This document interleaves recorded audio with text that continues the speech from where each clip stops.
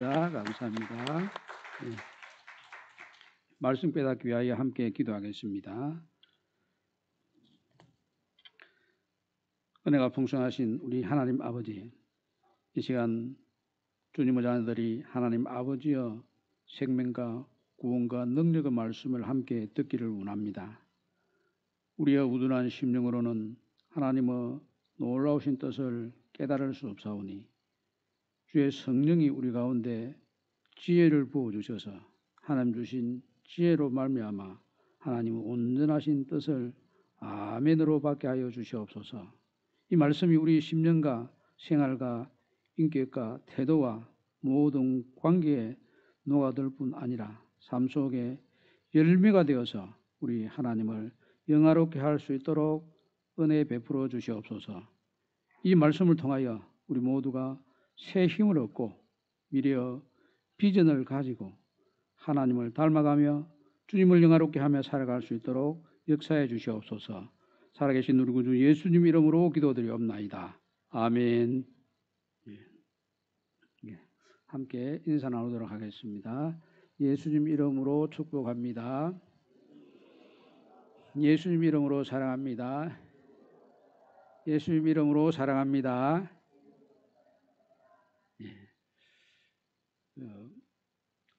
오늘 구약에 나오는 이 시편 말씀의 배경에 보면 이 다윗이 굴에 숨어 있으면서 이 찬양을 했습니다.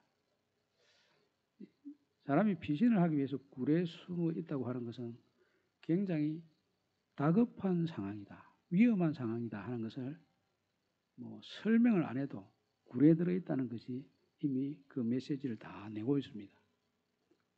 얼마 전에 지금도 계속되고 있지만은 이스라엘하고 그 가자 지구에서 헤즈볼라하고 전쟁이 났는데 그때 그 헤즈볼라에 속해 있는 사람들이 주로 굴을 파가지고 굴 속에 싹 숨어 들어갔습니다. 근데 이제 이스라엘은 굴 속에 숨어 있는 이 사람들을 어떻게 하든지 이 괴멸시키려고 여러 가지 방법을 썼습니다. 물을 굴에다가 바닷물을 퍼가 넣어 보기도 하고, 그러다 결국은 지도자가 있는데 거기다가 폭탄을 한 군데다 집중적으로 100발을 쏟아부었습니다.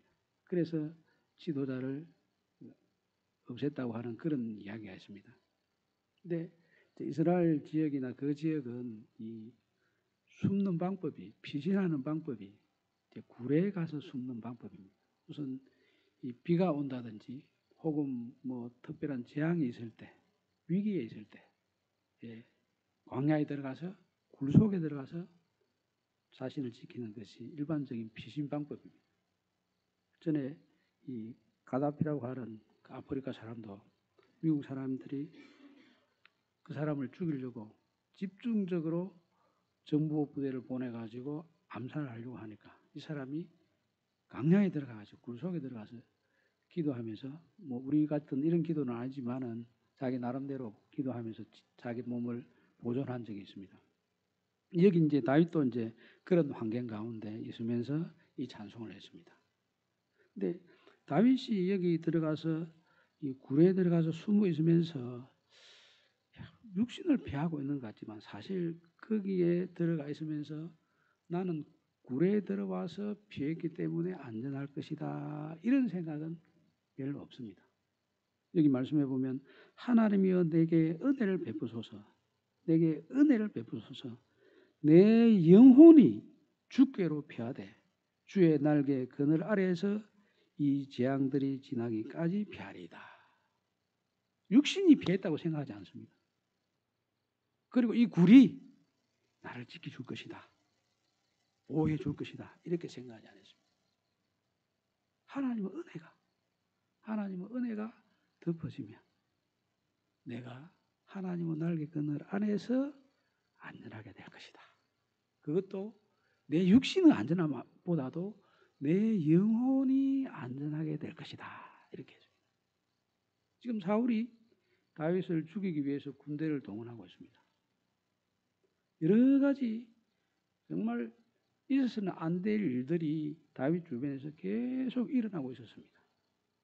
그 중에 한 가지는 지금 이 사울을 피하여 굴에 있던 이때 앞에 어떤 일이 있었냐 하면은 이 다윗이 이제 외국에 갔다가 다시 이 유다로 들어와라 이래서 유다에 들어왔는데 이 노 항무지에 가서 지내다가 너무 자기들이 배가 고파가지고 아히멜렉 제사장을 찾아가서 먹을 것을 좀 달라 이렇게 요청했습니다. 근데 제사장이 지금 우리에게도 먹을 것이 그렇게 없고 제사장들만 먹을 수 있는 항용떡이 있는데 그걸 먹기는 참 어렵지 않겠나. 너희들 죄지은 것이 있느냐 물어보니까 우리가 굶기는 굶었지만은 죄를 지은 건 없습니다. 그러면 먹어라. 이렇게 해서 그것을 먹게 하고 또 뭐 다른 게 필요 없느냐. 그리 찾아보니까 골리앗이 다윗이 골리앗을 죽일 때 사용했던 그 칼이 거기 있다. 그래서 그 칼을 받아가지고 나왔습니다. 그거를 옆에 도액이라고 하는 이 에돔 사람이 이 사울의 목자장 되는 역할을 하는 사람인데 그것을 봤습니다. 그래서 그걸 보고 사울에 가서 바로 고발을 해버렸습니다.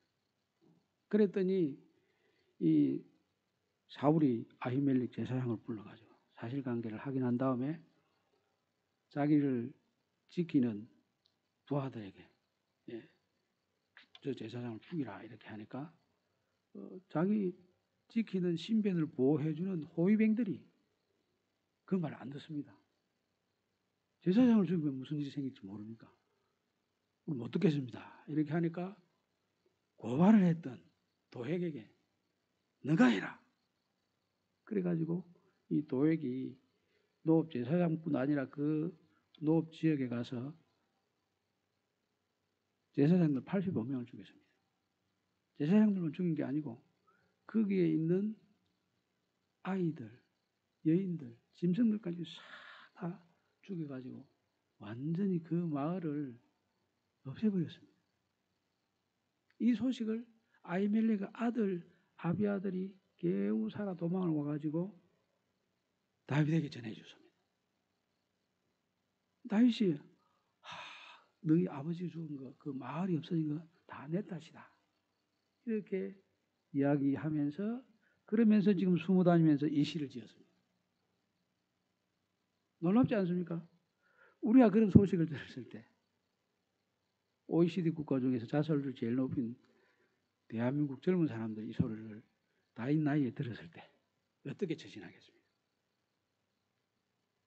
사무라이 정신을 가지고 있는 일본어 젊은 사람들이 지금 다윗의 나이가 30이 채 안 된 나이인데 이때 이런 어마어마한 충격적인 소식을 들었을 때 어떻게 거기에 반응을 하고 그것을 이겨내고 자기에게 주어진 하나님의 길을 걸어갈 수 있겠습니까?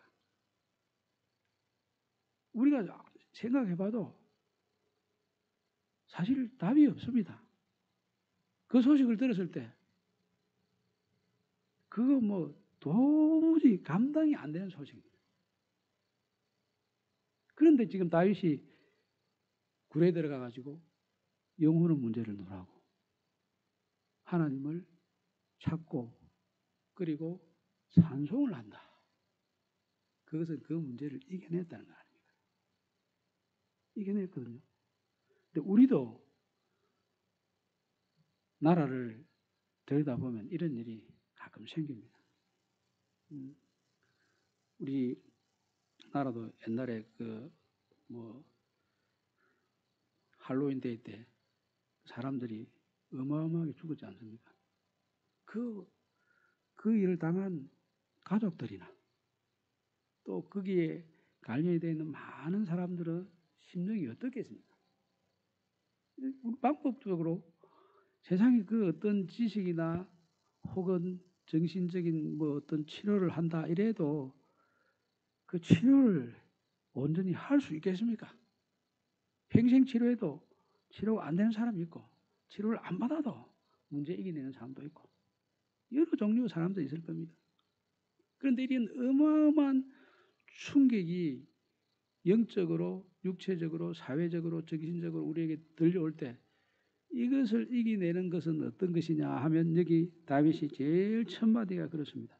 하나님이여 내게 은혜를 베푸소서. 하나님의 은혜가 임하면 해결되지 않는 문제가 없습니다. 어떤 아픔도 정말 우리가 도무지 감당할 수 없는 문제지만 하나님 은혜가 그것을 다 덮으면 덮지 못할 문제가 아무것도 없습니다. 욥기를 보십시오. 욥기 보면 욥이 얼마나 어마어마한 일을 겪습니까? 뭐 무슨 이유 때문에 자신이 이런 일을 겪는지도 모르고 자식들 다 죽고 집안 살림 다 날아가고 종들 가고 관계도 다 파괴돼 가지고 자기 아내도 하나님을 저주하고 죽으라 이렇게 이야기합니다. 그러니까 영적으로도 정신적으로도 육체적으로도 뭐 경제적으로도 완전히 무너진 상황입니다. 그리고 친구들도 위로하고 와가지고 마귀짓을 합니다. 네가 지금 잘못했으니까 회개하고 자복해라. 아까 사탄 마귀가 사람이 하나님보다 어렵겠느냐? 그렇지 않느냐? 너 지금 하나님보다 너가 어렵다고 이야기하지 않느냐? 이렇게 친구들도 마귀 앞잡이가 돼가지고 말 한마디 한마디 하는데 욥을 위로하고 격려해야 되는데 오히려 욥을 괴롭히고 무너뜨리고 더욱 힘들게 만들었습니다. 뭐 욥이 병들고 뼈가 쑤시고 이것만 사탄이 한 게 아닙니다. 욥의 친구들에게도 들어가가지고 욥의 친구들 말 한마디 한마디에 간섭을 해서 그 악한 사탄 마귀의 말이 보이지 않게 교묘하게 들어가서 욥을 괴롭혔습니다. 우리가 어마어마한 일을 겪게 될 때 정말 우리에게 위로해 주는 말을 하러 온 사람들이 우리를 위로해 주는 말을 할 수 있느냐? 말 안 하는 게 낫습니다. 말 안 하는 게 차라리 위로가 되지 말하는 것은 굉장히 위험합니다. 위로가 되는 말이 없습니다. 세상에 무슨 말이 사람에게 위로를 주는 말이 될 수가 있습니까? 그런데 하나님의 은혜는 그걸 위로할 수 있습니다. 하나님은 무슨 문제에 대해서도 위로하실 수 있는 분입니다. 하나님은 완전하신 분 아니십니까? 완전하신 분. 위로하는 데 있어서도 조금 흠이 없는 분이 우리 하나님이십니다. 그렇기 때문에 하나님의 위로는 완전한 위로고 온전한 위로입니다. 근데 그 위로가 무엇을 통해서 오느냐 하면 여기 다윗이 찬송하는 것처럼 은혜를 베푸소서. 은혜를 통해서 하나님의 위로가 우리에게 찾아옵니다. 욥이 이야기할 때 마지막에 무지한 말로 이치를 가리는 자가 누구입니까? 저가 그렇습니다. 저가 욥 자신이 무지한 말로 이치를 가리는 사람입니다. 그렇게 하면서 내가 죄와 티끌 가운데 회개하나이다 이렇게 합니다. 그런데 그 회개한다 말을 다시 한번 살펴보면 죄와 티끌 가운데 위로를 받습니다. 그런 뜻입니다. 회개한다는 뜻으로 해석이 되어 있지만은 실제 그 내용을 들여다보면 위로를 받습니다. 이 사람이 아무 가치 없다. 그게 티끌 아닙니까? 죄 가운데 있다. 아무 짝에도 쓸모없다. 그게 죄와 티끌의 의미입니다. 그런데 사람들도 저 사람은 아무 짝에도 쓸모없는 존재야. 자기 자신도 보기에 내가 지금 이 모양 이 꼴이 지금 내가 무슨 일을 할 수 있나? 나는 아무것도 아니야. 이럴 때에도 하나님이 오시면 위로가 된다는 거예요. 위로가. 천지 만물을 창조할 때 우리 사람이 죄와 티끌 같은 존재 아닙니까? 흙으로 사람을 만들었다. 그렇게 되지만 그 흙을 바꾸고 이야기하면 티끌입니다. 티끌. 아무 짝에도 쓸모없는 무가치한 재료를 가지고 하나님께서 다듬으시고 호흡을 불어넣으시며 하나님의 형상으로 지음을 받은 사람이 되어가지고 이렇게 만물의 영장이 되지 않았습니까?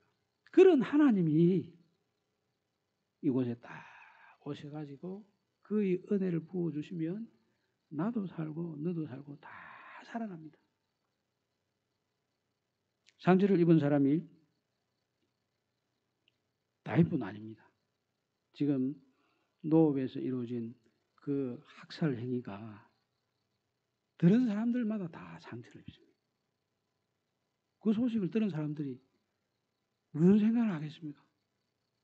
아니 사울과 도회과 그 무리들이 저렇게 강팍하고 악하나 이렇게 말을 하겠지만 그 소식을 듣는 모든 사람들이 영적으로 좋은 영향력보다도 안 좋은 영향을 많이 받을 수 있습니다. 어떤 사람들은 아이고 저 사람들이 무슨 그 제사장 일을 잘 못했길래 저런 일을 겪나 이런 사람들도 있을 것이고 참 안 됐다 이런 이야기를 하는 사람도 있지만은 어떤 모양으로든지 이런 그 참 있어서는 안 될 일이 벌어지면 거기에 대해서 모든 사람들이 다 소식을 들으면서 영향을 받습니다. 영적으로 영향을 받습니다. 우리도 뉴스 잘 봐야 됩니다. 뉴스 보면 그 뉴스 볼 때마다 그냥 뭐 세상 소리가 무감각하게 안 들을 수도 있지만 그 소식을 생각해 보면 영적으로도 그 영향을 분명히 받습니다. 먹는 것도 영적인 영향력이 있어서 구약 성경에 보면 먹을 때 무엇 먹으라, 먹을 먹지 마라. 밥상에 같이 앉아서 먹는 사람도 누구 하나 같이 먹고 같이 먹지 마라. 그 한 개 뭐 다 앉아서 같이 먹는 사람들로부터 음식만 주고받는 게 아니고 영적으로 영향력을 주고받기 때문에 같이 앉아서 식사하는 사람들도 잘 선택하라 이게. 그래서 이방인과 식사 안 하는 그 자기들 우울감이다 그것만 생각하는 게 아니고 그만큼 이분들은 누구를 만나서 무엇을 먹느냐 어떤 일을 하느냐가 다 영적으로 관련이 되어 있기 때문에 그 영적으로 정말 경건한 모습을 더 키워가도록 하기 위해서 그런 하나님의 규례를 주셨습니다. 이 규례도 하나님께서 사랑으로 주신 거지 뭐 우리 인간을 위해서 주신 거지 교만하라고 준 거 아닙니다. 자랑하라고 준 거 아닙니다. 그래서 이제 이런 그 소식들이 사람들에게 영향을 주는데 이 영향을 받고 있는 모든 사람들도 하나님의 은혜로 덮어주어야 그들은 소식으로부터 위로를 받고 격려를 받고 그래서 그 소식 때문에 모두가 다 하나님의 사람으로 함께 성장할 수가 있습니다. 다윗과 그 무리들 그리고 그 아히멜렉 제사장과 그 주변에 있는 사람들만 피해자가 아니고 그 죽이는 작업을 했던 어떤 의미에서 보면 도살자였던 살인자였던 살인 청부업자인 도액이나 그 명령을 내렸던 사울도 상처 입은 사람입니다. 이 사람들도 회개하고 자복하고 하나님께로 돌아와야 될 사람들. 그 사람들은 나쁜 사람이니까 죽어야 될 사람들, 지옥 가야 될 사람들 그렇게 생각하면 안 됩니다. 그분들도 회개하고 자복하고 돌아와야 되지 않습니까? 그게 뭐가 필요합니까? 하나님의 은혜가 필요하지 않습니까? 그래서 여기 승리를 요구할 때 이기는 것에 대해서 3절에 보면 하나님이 그의 인자와 진리를 보내시도다. 천사를 보내가지고 보호해 주는 게 아니고 하나님께서 인자를 보내서 진리를 보내서 나를 보호해 주시고 우리 모두를 승리자로 만들어준다는 거예요. 모두가 다 이기는 것은 하나님의 인자가 우리 위에 덮어질 때 우리의 아픔과 상처도 치유되고 고통을 주었던 그 사람들은 그 허물과 잘못도 치유될 수 있는 길이 있다면 인자와 진리가 같이 가면 됩니다. 오늘 우리 예수님께서 성전 정화하는 모습을 보입니다. 성전 정할 때 그 성전에서 이루어진 이 일들이 좀 편리하게 제사를 드리기 위해서 뭐 비둘기 파는 사람도 생기고 동전 바꾸는 사람도 생기고 이런 일들이 생기지 않겠습니까? 저 먼 곳에서 예루살렘에 와서 절기를 지킬 때 뭐 양을 끌고 오려면 얼마나 힘들겠습니까? 그런데 그곳에 와가지고 사고 팔고 해가지고 하면 얼마나 편리합니까? 그게 잘못됐느냐? 그것만 잘못됐다고 본 게 아니고 예수님께서는 이 건물을 성전으로 보는 이 의식 자체가 이제는 정리가 돼야 된다. 정말 하나님께서 우리에게 주신 참 구원과 승리는 인자와 진리다. 이걸 증명하는 것이 예수님께서 너희가 이 성전을 헐라. 이 건물을 보고 사람들이 다 놀랍니다. 오, 이렇게 훌륭하고 크고 웅장한 건물이 있을 수 있나? 그 당시 건축가로서 최고 명명을 가지고 있던 헤롯이 지었으니까 얼마나 설계를 잘하고 또 곳곳에서 이런 그 건축 행위를 많이 했던 헤롯이 했으니까 성전이 얼마나 대단했겠습니까? 그런데 그런 생각 가지지 말라는 거예요. 예수님은. 너희가 이 성전을 헐라 할 때는 그 지금 뭐 비둘기 파는 사람들 쫓아내시고 채찍으로 하신 이것은 여기 이 성전의 기능은 건물로서의 성전의 기능은 끝이 났다. 다시는 여기서 뭐 비둘기 파는 것 대신에 집에서 가지고 와가지고 제물을 바치고 그런다고 해가지고 성전이 깨끗해지고 동전 바꾸는 이런 일 없어지고 그렇게 한다고 해가지고 성전이 새로 되는 게 아니에요.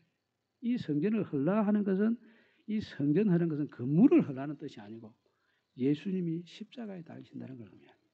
자기 육체를 가리켜 성전이라고 말했으니까 예수님 자신이 십자가에 달리심으로 그 십자가로 말미암아 새 시대가 열리는 것이지 성전 잘 짓고 제도 잘 만든다고 세상이 달라지는 게 아닙니다. 그래서 여기 다윗은 자기가 피하는 것은 영적인 문제다. 내 영혼이 피한다. 우리가 어려움을 겪고 위기에 처하게 되면은 다급한 것 때문에 영적으로 얼마나 피폐해진 태도를 보이기 쉬운지 모릅니다. 주변 사람들에게 도무지 영이 살아있는 사람으로서는 해서는 안 될 일을 다급해지면 그렇게 할 수가 있습니다. 다급해지면 모든 게 다 용서가 되지 않습니까? 정당방위로 해가지고 사람을 죽이는 것도 다급하면은 용서가 됩니다. 그런데 그런 그 우를 범하기 쉬운 위기의 때에 그때 영혼의 문제를 정말 깊이 생각하고 그렇게 어려울 때도 영적인 문제에 침착해서 거기서 영혼을 살리기 위해서 무언가를 보여주면 그게 정말 생명이 있는 모습 아닙니까? 지금 다윗이 이런 어려운 중에도 하나님을 찬송하고 있다. 예배하고 있다. 그리고 영혼을 위해서 기도하고 있다. 이게 정말 살아있는 모습 아닙니까? 이게 정말 성전 가지고 있는 사람의 모습 아닙니까? 다윗이 그 이후에 사울을 죽일 기회가 구례에 있을 때 생겼습니다. 그때 사울을 죽이지 않고 그 하나님의 기름 부음 받은 자를 해할 수 없다. 그 말의 배경에는 보면 바로 이 시편 57편이 있습니다. 이 어려운 때에 인자와 진리를 가지고 나도 살고 너도 살고 우리 모두가 다 하나님의 인자와 진리 가운데 은혜로 덮어져서 다 일어나야 된다. 이게 얼마나 귀한 생각인지 모릅니다. 우리 성도님들도 자신이 어려운 처지에 있는 분이 있을 수도 있습니다. 누구보다도 내가 힘든 시간을 보내고 있는 이런 그 처지에 있다고 판단하는 분들이 있을 수 있습니다. 이때가 하나님의 은혜를 기다릴 때고 나만 승리할 때가 아니라 나로 인해서 많은 사람들이 하나님의 은혜를 받을 수 있는 기회입니다. 이때 찬송이 살아나야 됩니다. 이때 하나님의 인자가 하나님의 사랑이 우리를 통해서 보여져야 나도 살고 주변도 살고 또 이 도액과 같은 이런 사람들도 해결할 수 있는 길이 보이는 겁니다. 그런 걸 봐야 해결을 할 거 아닙니까? 저 사람은 왜 저렇게 되나? 왜 찬송이 나오나? 저런 중에 왜 감사가 나오나? 하나님의 인자, 하나님의 진리, 하나님의 은혜로구나. 우리도 거기 붙들려야 이 살 길이다. 우리 모두 살 길은 바로 이것이구나. 이렇게 볼 거 아닙니까? 오늘 다윗의 이 찬양이 우리 성도들의 생활 속에서도 어려운 때에 특별히 우러나와서 자신도 살고 영혼도 살고 주변의 모든 사람도 살고 내 소식을 듣는 모든 사람도 내가 했던 모든 일들을 통해서 하나님을 만나게 되는 귀한 역사가 나타나게 되기를 우리 주님의 이름으로 축복합니다. 아멘. 지금은 다 함께 일어서셔서 그리스도의 계절 찬양